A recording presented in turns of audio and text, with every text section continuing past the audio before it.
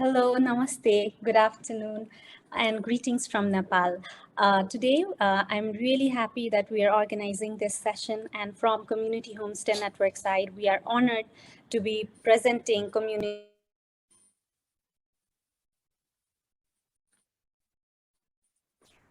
Firstly, am I audible? Firstly, I'd like to thank all our esteemed panelists and all our participants for making time out, taking the time for joining us today here for the panel discussion.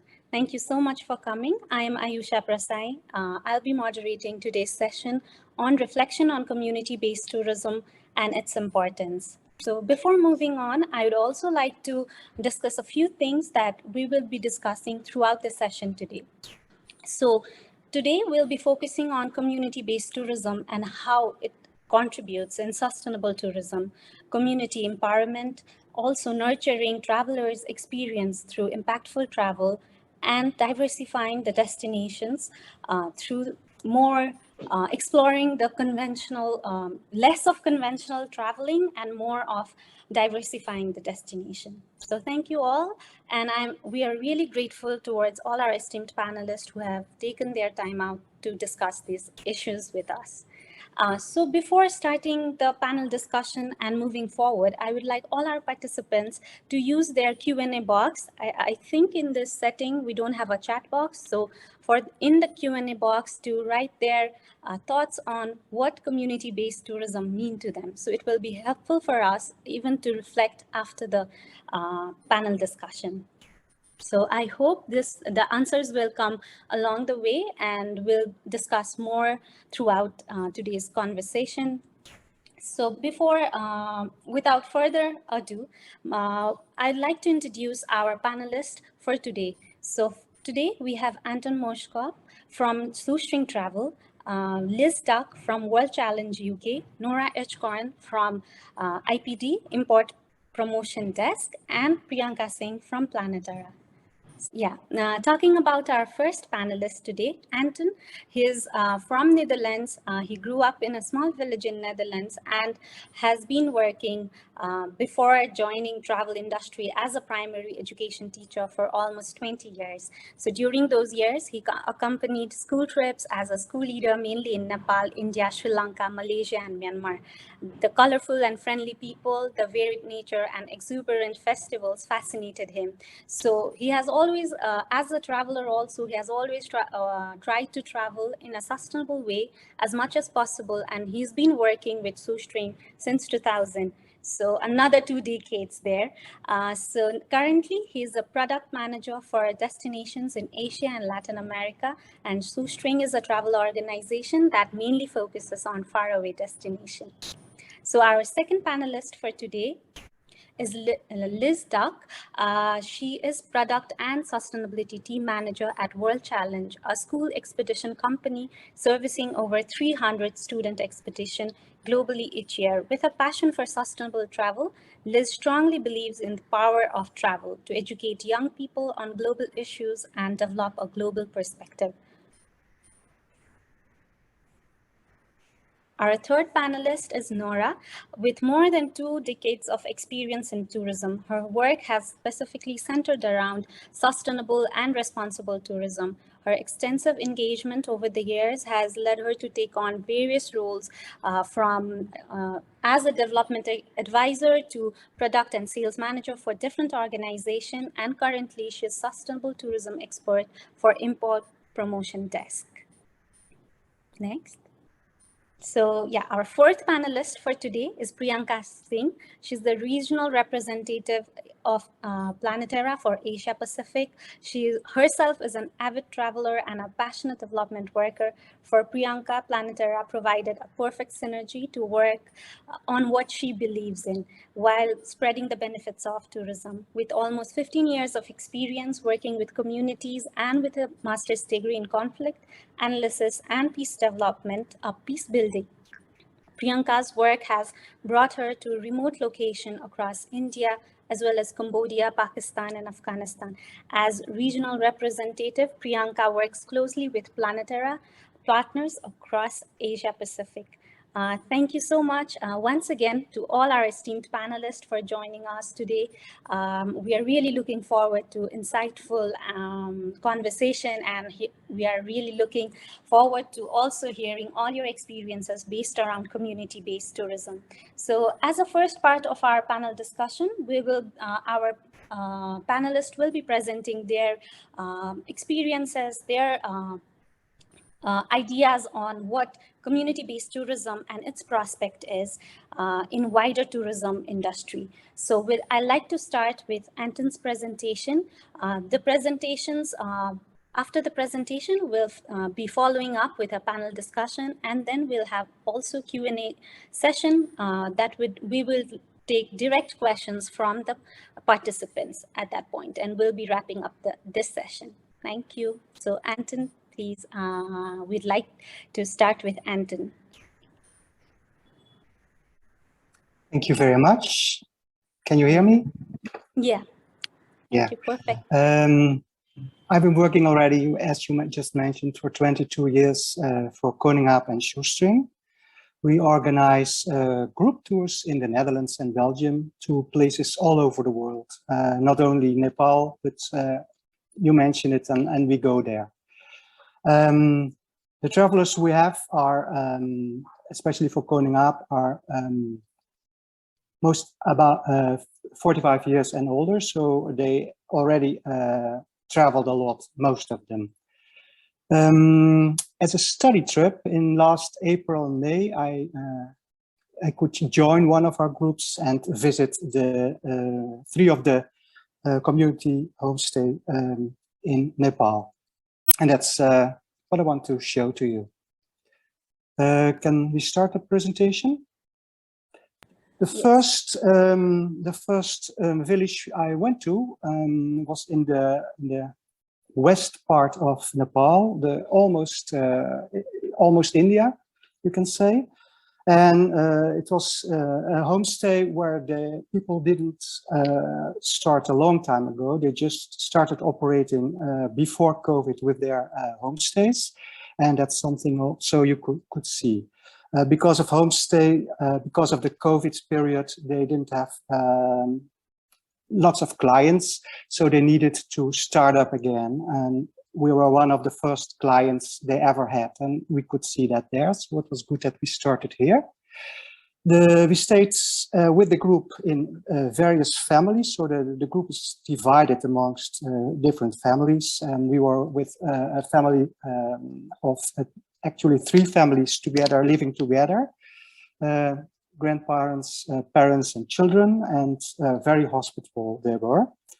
The houses where we stayed in were like adobe houses, very nice, decorated.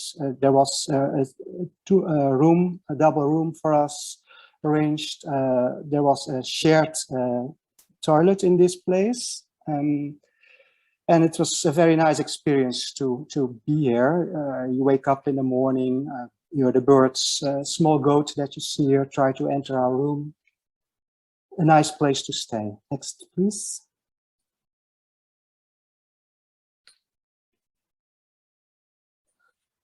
In all of the homestays where I stayed, we were welcomed by the local family. With a tikka, sometimes with a flower, depends where we were. So very hospitable, and most of the times we were welcomed by the women because they were managing most of the homestays. It's good for the emancipation of the ladies, of course. Next, please.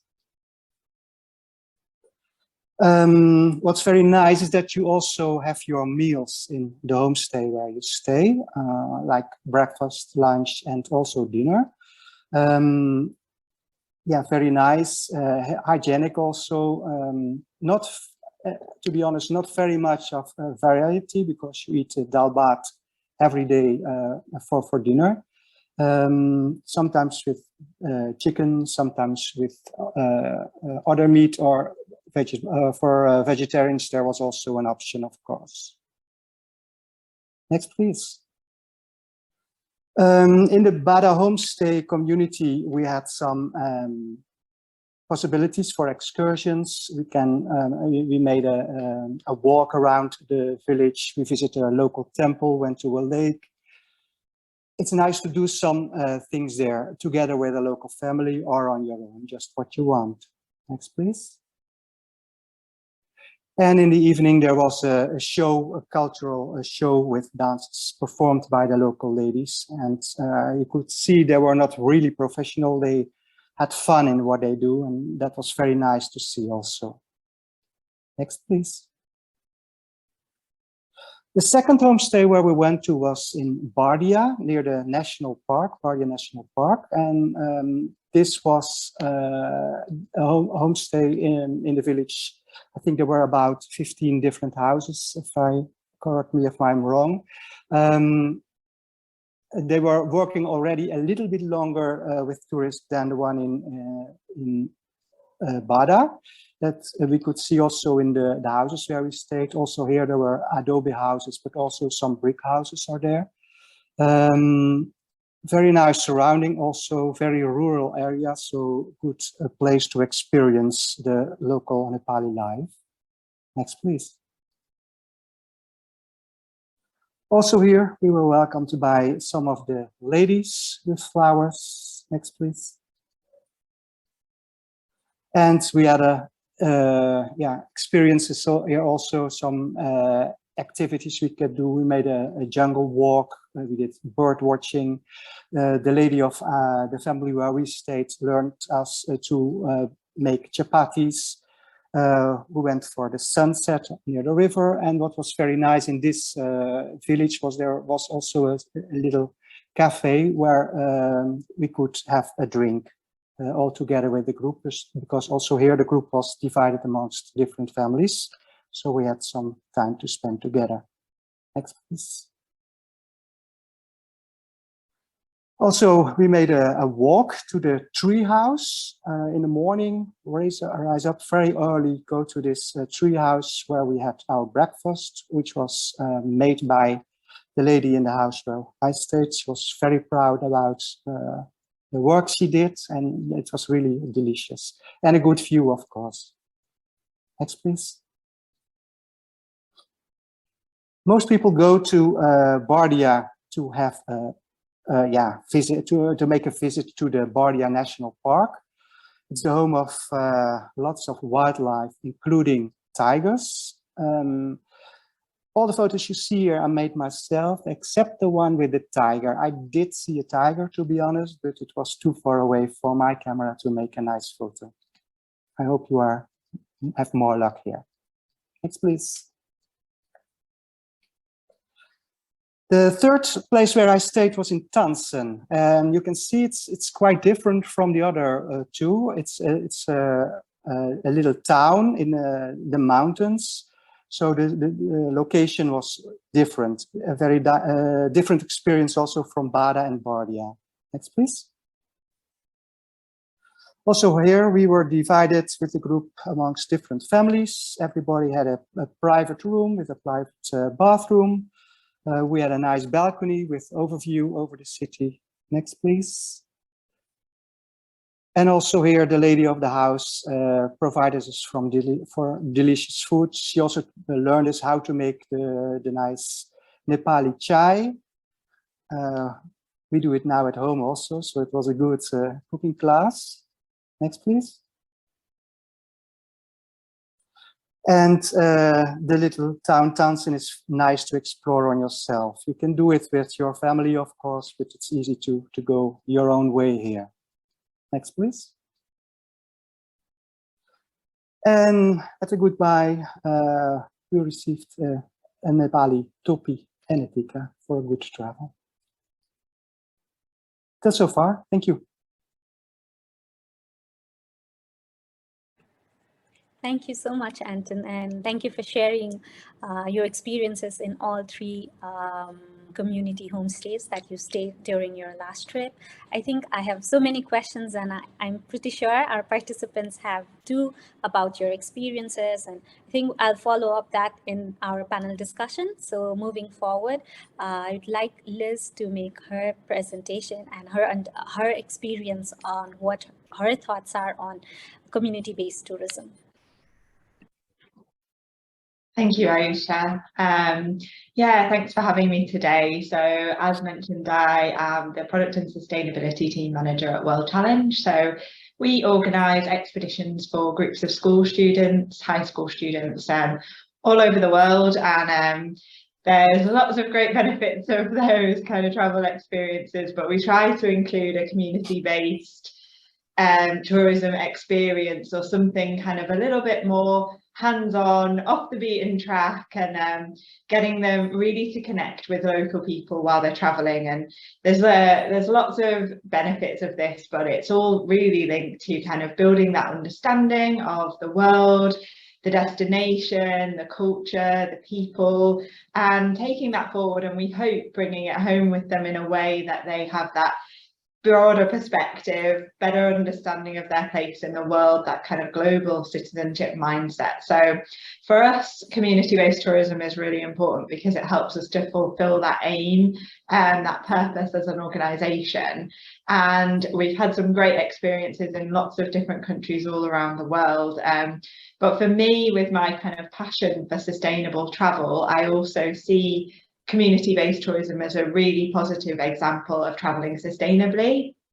It's really kind of mutually beneficial, I believe. So, you know, we get all of those wonderful benefits. Our travellers get to have great experiences, do some kind of travel activities that lots of people get to miss out on. I think a lot of people travel to Nepal and go to the temples and hike in the mountains, but they don't really get under the skin of the culture in the same way. And I think that is really special, and it's a part of the trip that they remember for a really long time.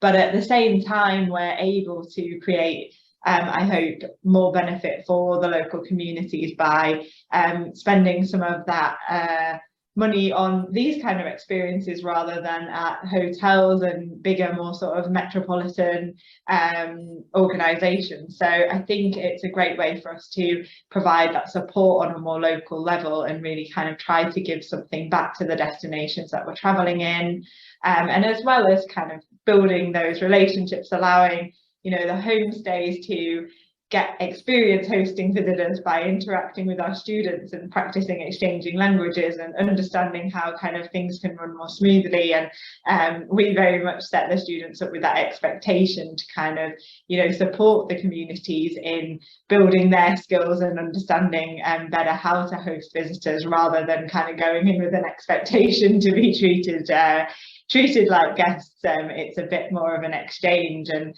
so yeah, I think there's loads of benefits, but for me it's really kind of the big bonus is that the benefits are on both sides, and it's such a positive way to kind of bring tourism into a destination without kind of creating some of the negative impacts. It's instead kind of shifting the focus onto being a bit more beneficial for both sides. So yeah, very big promoter of community-based tourism, very much seeing lots and lots of benefits for our travellers, and they are young people, so I think getting them at that age is a great chance to kind of set those values in place.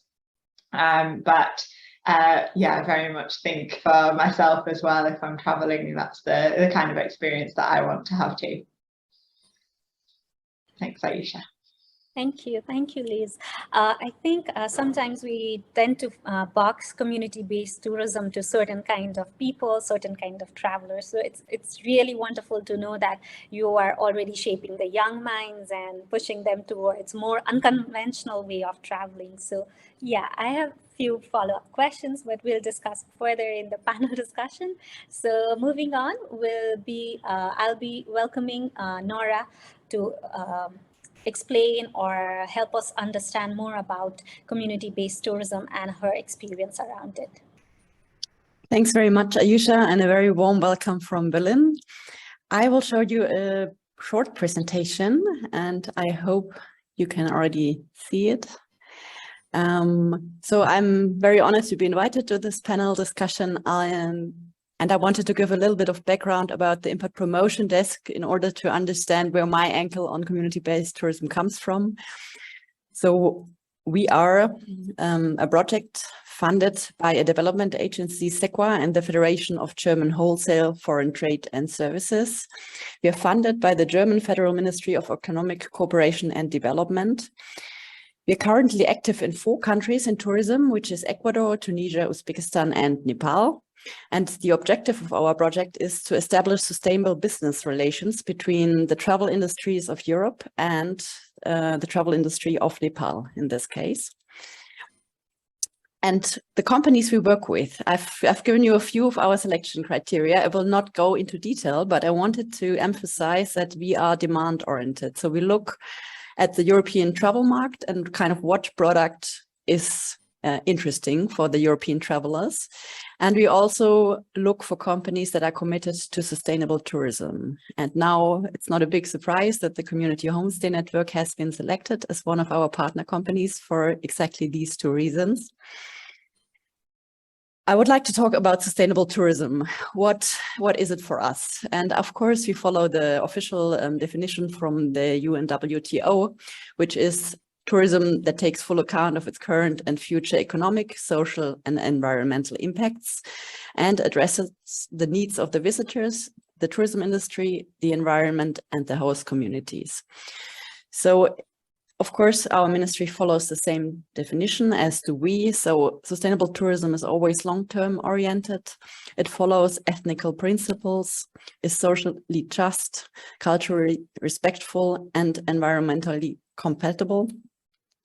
And the ministry or our project uses sustainable tourism as a lever to promote local and regional economic development in the sense of the United Nations Agenda 2030. So sustainable tourism is actually mentioned as a sustainable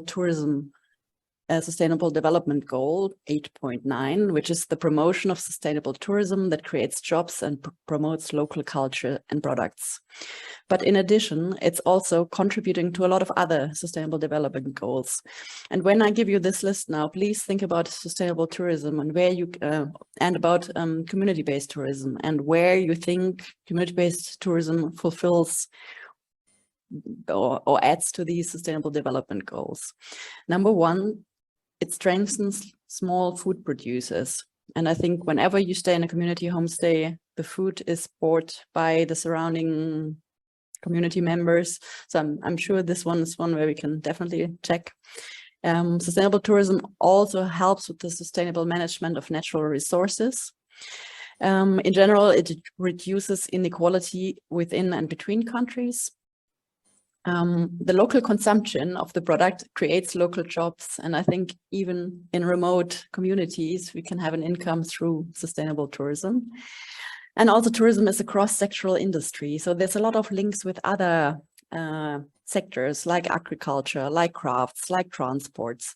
And so tourism in general creates development impulses with a broad impact.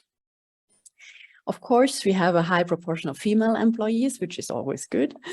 And many jobs in tourism do not require special skill or high investment. So it's not very hard to get into tourism. So this can be beneficial for disadvantaged groups or also small and medium-sized enterprises. And so sustainable tourism is a direct instrument for poverty reduction. Now let's talk about community-based tourism. And this lovely lady we met last week when we were in Nepal and stayed in a community homestay. So from a demand side, we feel the trend for authentic travel experiences is growing among the European tourists. And the European market offers a large source of travelers who are keen to make a difference to other people's lives. The highest demand for community-based tourism comes from the United Kingdom, Germany, and the Netherlands. And the concept of CBT has shifted towards immersive experiences where the visitor engages firsthand with the community. And it's crucial to the community-based tourism travelers that their tourism contribution has a measurable positive impact on the local community and does not negatively impact the environment or offend any local cultures and customs. And this is where I see a direct link to sustainable tourism, what it is about. And I would like to recommend the studies from our Dutch partner, also import promotion agency, CBI, who have analyzed the potential of community-based tourism. And I'm giving you these links here, and I'm sure the presentations will be shared later. So how can community-based tourism experiences enrich the traveler's experience? Of course, it's a unique opportunity to meet local people and experience and learn about local culture and everyday life. And I would like to introduce Sheila and Emmy to you, whom we stayed with last week. And it was lovely, like being part of the family, being able to stay in their house in a very nice homestay. It could also be a lodge or a campsite run by the community in other cases. You get an opportunity maybe to collect ingredients from your host family's vegetable plot or garden. You can cook with the host family and taste typical dishes made from local ingredients. We had a little Momo cooking class, which was lovely. And you can take part in activities offered by community tour guides or host family members. And here we see our little group on a biking tour around the community. We had beautiful weather, as you can see, and it was super interesting and nice. You could also learn local games, or we had a little Nepali dancing class, which was also very funny. So yeah, I think all of this gives you an insight into another side of Nepal that you don't see if you just sit in a hotel and don't go out and mingle with the people. I would like to give some advice if you include community-based tourism in travel packages. From the perspective of a tour operator or also a traveler, it's a very fine line between authentic cultural experiences and how much a European client can handle. And I've added this picture of the African lady with her chicken because I had a complaint when I was working for a tour operator once, where we organized a typical dinner in Senegal, or lunch, I think it was a typical lunch in a village in Senegal. And the clients ended up standing in the sun. It was more than 30 degrees and the chicken was slaughtered in front of them. And that was a little bit too authentic. So you need to be careful, and also certain standards of comfort, safety and hygiene, cleanliness need always to be guaranteed. Communication in basic English should of course be possible for the exchange. It would be great if there's an eco-friendly waste system in place, because sustainable travelers also care about the environment and don't want to see plastic pollution. And I think in general, expectation management is important and preparation is key. So better inform your clients in detail about what is provided in a homestay, what should they bring, what is expecting them. And then also maybe thinking about the community, what's their code of conduct? And I've just shared from a Tunisian partner, it doesn't need to be complicated. It just needs to be simple, and it needs to guide the visitor what the community cares about and maybe what's a sensitive topic. And so I would highly recommend to develop something to also make sure that the community stays in the way they are and the values are kept. So with this, I would recommend. Yeah, that's it from my side. And if there are any questions, I think we'll go to the panel discussion later. Thank you. Yes. Thank you, Nora. Thank you so much for your insightful presentation. I have a few follow-up questions for sure, and I'm pretty sure our participants have too, but just wanted to highlight the point how community-based tourism is not just about the destination, but always keeping people at the center. So I think that's my takeaway from your presentation for now. We'll discuss further later. I would like to welcome our fourth panelist, Priyanka Singh, for her presentation. Thank you. Thank you, Ayusha.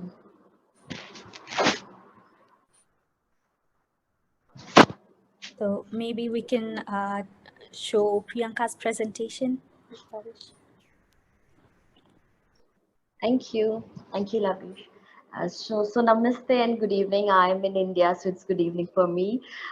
Thank you so much, Community Homestay Network, for getting all of us here to talk about something extremely important. And as I was listening to everybody, it's like everything is getting connected, and I can see so many synergies as I was listening to all our other panelists. And thank you, Ayusha, for inviting me, and Labish and all the team at Community Homestay Network for all the efforts which have gone into getting us all in together. So I'm very happy with what Ayusha, the last words was with Nora, which is a perfect time for me to jump in right here and talk about what we do at Planeterra Foundation. And I'll just again say I'm the regional representative for Planeterra for Asia Pacific region.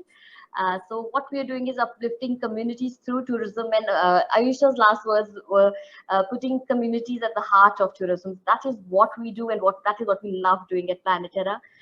So can we move on to the next slide, please?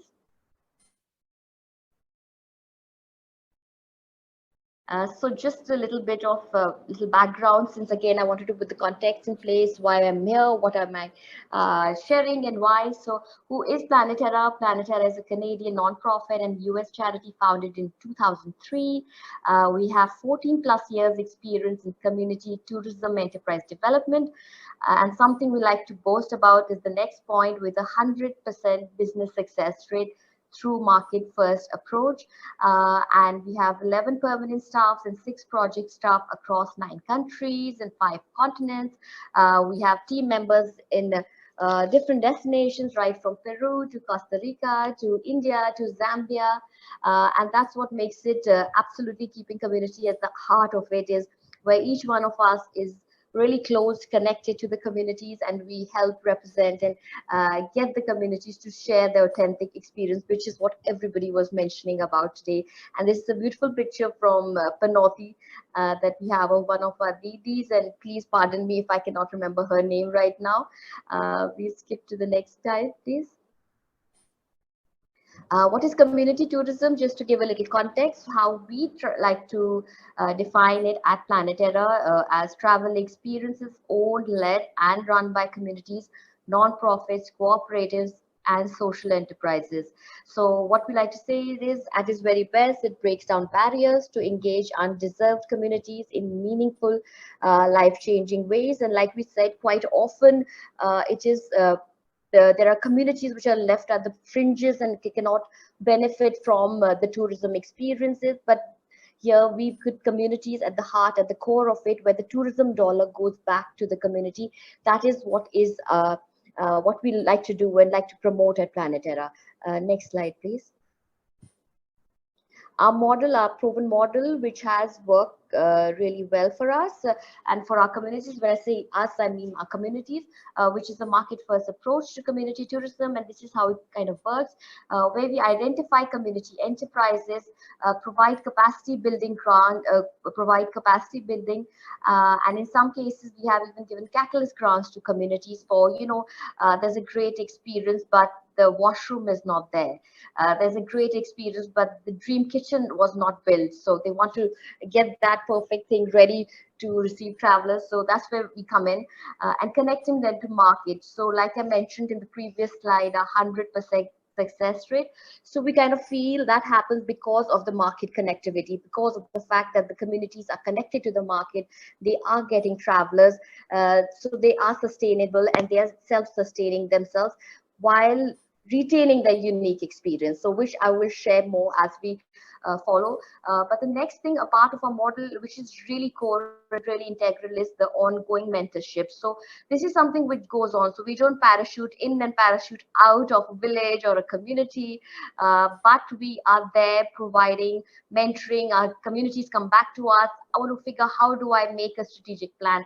My team wants to understand more about communication skills, or we want to upgrade this, or we want to do that. What are the technicalities? So we have a whole online platform with around 30 plus modules on how to do of what, and we have a great examples from like great success, like from Panoti Homestay to our other homestays globally, where we have examples which we've shared on our online platform, and anybody wanting to run an enterprise can go gain access to simple things which are really important.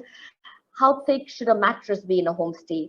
How should the washroom be? How should this be put? Which might seem like, okay, but when you start running a homestay, it's really integral. Like, how do I place, how do I structure this, and how do I place this? So we have all of that in our online resource that we have.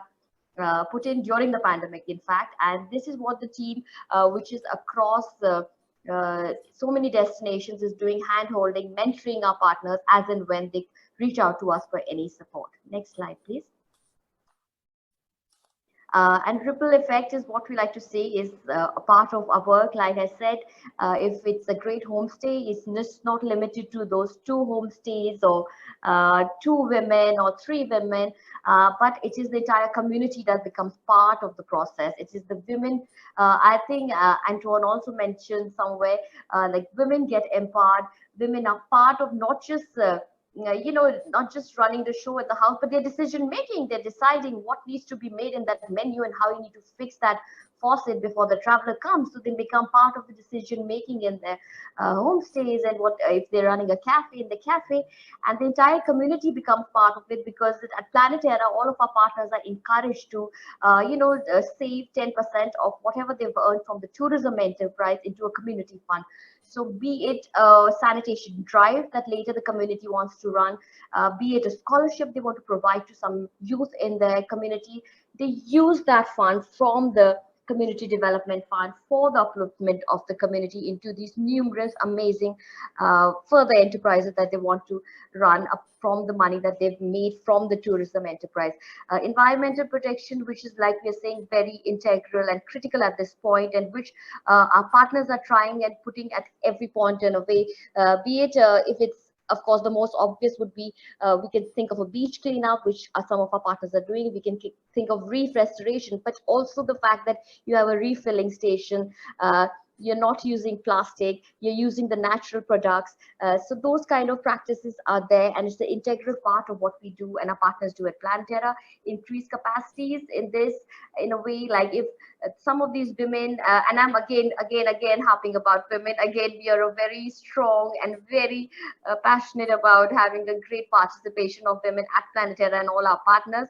So the women who are there, some of them have for the first time even started working, right? They've stepped out of their homes, they are earning an income. So it's increased capacities through the trainings they get on hospitality, how to prep yourself up, how to communicate, how to share your authentic experience, where you're not really losing your culture and your traditions, but you're sticking to it, and you're sharing those experiences with your travelers, which are true and authentic. Next slide, please.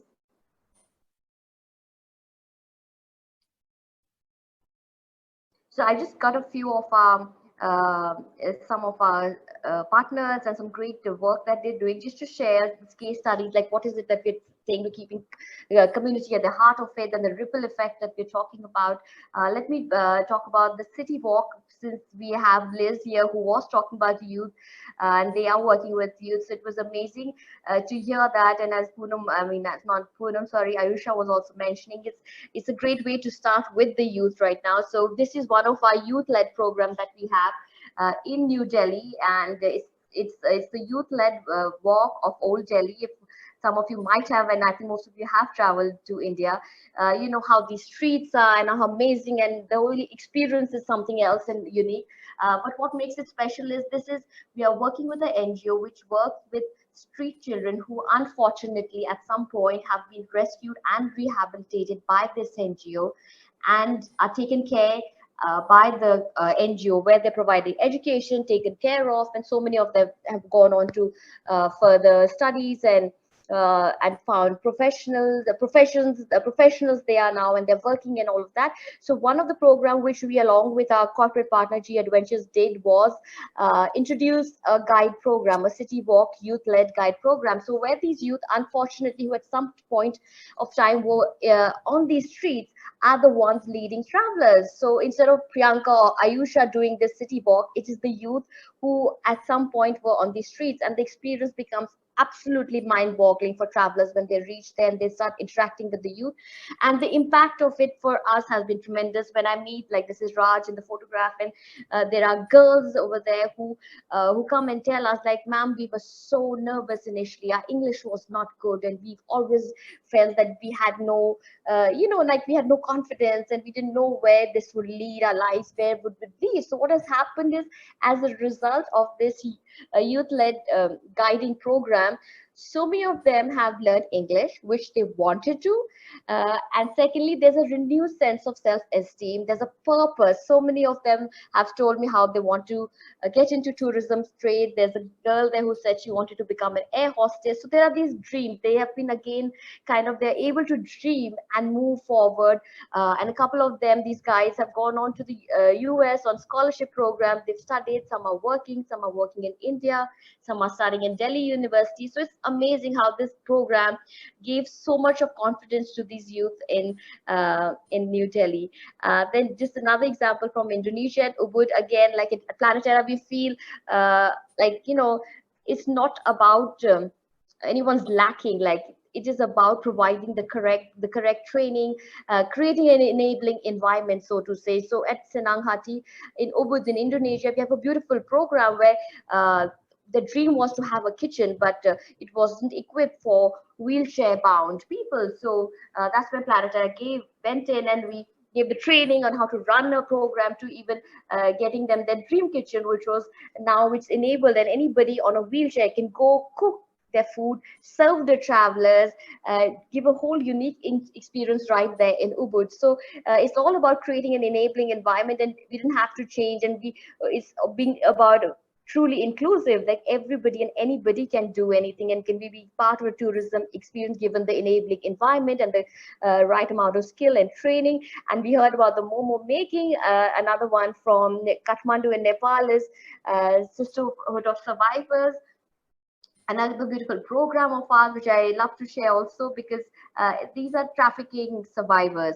And these sisters of ours have got reintegrated back. Some have not been taken back by the families, but because of the program that we are running here, they're doing this beautiful meal experience, which is on dumpling making. So when travelers come into Kathmandu, they did the unique dumpling making experience, which even I've been there and we've done it as a team, and it's absolutely amazing to see these sisters so confidently do this whole demonstration for you. And then at the end, they give this beautiful presentation and a beautiful Nepali thali to end this experience. Another beautiful one, Jaipur, Pink City in India, which is it's a tuk-tuk. It's environment-friendly tuk-tuk. Again, breaking barriers across because it is women apparently, and it's a stereotype and a bias we face with. I personally also face with that women cannot drive. So in South Asia, that's really prevalent. So here we have women tuk-tuk drivers who take travelers across the old city in Jaipur, which is absolutely beautiful. And the travelers are absolutely delighted, where the women are narrating and riding this tuk-tuk and telling them about Hawa Mahal, to where to shop, to do what, and how to have this beautiful experience. So all of these experiences of ours, breaking down barriers at every level and keeping community true at the heart of the experience.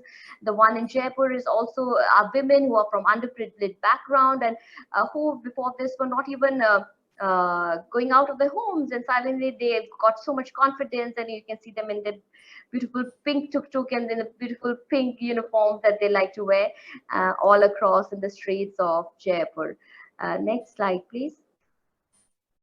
The problem which we faced through our experiences, and we are almost finishing this a great experience of integrating 100 community tourism enterprises into one of our corporate partner G Adventures, into their tour experiences. So while doing all of that, we have learned something, that the key barrier to market entry faced by community tourism enterprises that Planeterra works to address include access to travelers, access to training and management support, access to funding or key infrastructure, and access to fair and equitable partnerships with the tourism private sectors. Next slide, please. And that is why during the pandemic, we pivoted, and even we pivoted and came up with this online resource, which I was talking about, the Global Community Tourism Network. It's the network that provides access to online learning material, connections with peers around the globe. So if there's a great experience in Panoti, Sheila ji and Aditi and the Bainis, they can share it with some ladies who are sitting in Kerala and India and want to learn, hey, how do you do this? Can I get some tips from you? So this platform helps them create that. There's some great experience in Africa handicraft. So they're like, hey, I'm doing this in Sri Lanka, or I'm doing this in Nepal. How can I learn from your experience back in Africa? So there's providing peer-to-peer learning and partnership and promotions. And since our launch, we now have 400 plus community tourism enterprises who are accessing these resources online, and they're from 77 countries. And we're just really happy that we could do this and reach out to whoever wishes to run a successful community tourism enterprise. Next slide, please. And this was something which we wanted to share. When Ayusha reached out, coping with vulnerability in the travel industry. There were so many stories which yesterday I briefly mentioned, like so many stories of, how communities coped, how communities pivoted, and they showed their resilience and how they have survived through the pandemic, even when tourism came to a standstill. The first one I'd like to share, the example is of Together We Can in Kerala in India. They're in a beautiful location, close to the backwaters. So when travelers are going, they get a meal experience right here by these women. And also interestingly, we were talking about communication, we were talking about English language. Out of this group of 10 women, only one knows English. And it's amazing how they communicate, because there's one person translating, and they sing their songs, they give a unique meal experience. So, but how they pivoted during the pandemic was they started cooking for hospital staff. They had a beautiful kitchen, they had a meal experience. So once the restrictions were lifted, they could move out of their homes. So they started cooking home cooked meal for hospital staff. There were doctors working on shifts. People didn't have the time to get home also to even eat your meals. So they started this catering system where they were making home cooked meals and delivering it to the hospitals or to anybody who was working from home but wanted a good meal cooked at home. And like you can see, it's all wrapped around in banana leaves. And like Anton also shared that beautiful picture of that meal, I think at Bhada Community Homestay, which was on leaves. So it's beautiful. So they use this very which is environment friendly and a very unique and traditional way of wrapping your food in a banana leaf. And they started doing this service for communities over there, for hospitals over there, and they just reinvented themselves because they had this kitchen, but now they did not have travelers. And just recently I was chatting with them, and they were like, now we have tuk-tuks. They got a CSR grant and they have tuk-tuks, and these women, some of them have learned how to drive the tuk-tuk. They're doing deliveries and getting their rations. And I'm like, so these women have been like just wowed us through the pandemic, how they've managed to take care of each other. If somebody was in need of medical emergency, they would have this van out, they would take each other. And once they could step out, they converted their lovely kitchen into a catering experience. And since then, they've even, since travel opened up, India opened up, they have even received travelers once again. And they're out there in Kerala giving a unique meal experience, truly authentic, where we eat from a leaf. Because I want to really highlight this, because we've been talking about being sustainable. We're talking about staying rooted to our traditions. Because when I went there to the community when they were really new and we were identifying them, they were like, ma'am, but what will travelers think if we give them food off a leaf? Will they think we're crazy? I was like, no, absolutely not. We don't want to give them on plastic. They will really appreciate the fact that you're doing something which is authentic, which is environment friendly, and which is how most of us used to eat in the past at our homes. So this is the experience from Tree. And then we have our very own Baroli Chitwan Community Homestay Network, how these communities pivoted over here, and they had a full-fledged processing unit where the produce from the communities were packaged and marketed and sent to Kathmandu. So it's just these amazing stories coming out of our communities. Also, the other one was Three, which I wanted to share, from Sri Lanka in Kandy. Again, a unique one for us, a craft shop and a meal experience, a cafe and craft shop that we have in Kandy.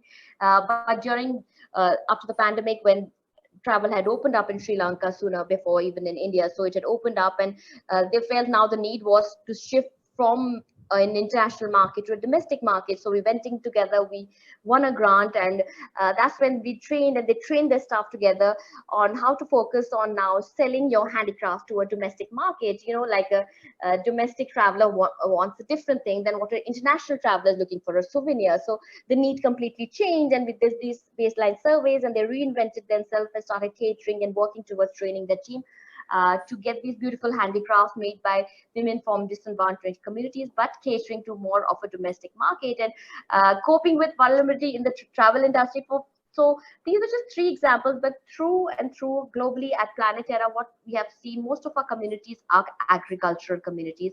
And at no point when we identify a community and they create this tourism experience do we tell them that you need to leave this. We say you have to stay true to your experience. If you're an agricultural community, yes, you must continue with that activity. So most of our communities went back into agriculture. They went back into, some of them had kitchen gardens like the one in Kerala where they have community kitchen gardens. Rest went back into agriculture. A lot of the communities even in Nepal were doing that. A lot of our communities globally were doing that. So it is a great way they could sustain themselves because they were rooted to their culture. So the tourism experience, the tourism income that they were getting is a supplemental income, which the whole community was benefiting. But at no point did we ask them that you should, if you're joining a tourism experience, that you need to quit agriculture, you need to quit farming. So that is something integral through all of our communities and partners at Planeterra Foundation. Next slide, please. And thank you, and I'm happy to take questions later. Yeah, thank you so much, Priyanka. You already have a question. We all have already received it in a Q&A section that we'll be addressing later. So thank you so much for your insightful presentation. And I think one of the things that we are always inspired from Planeterra is about creating more ripple effects in the community. So thank you so much for highlighting that part. And so with this, we will end the first part of this session, the presentation from our panelists.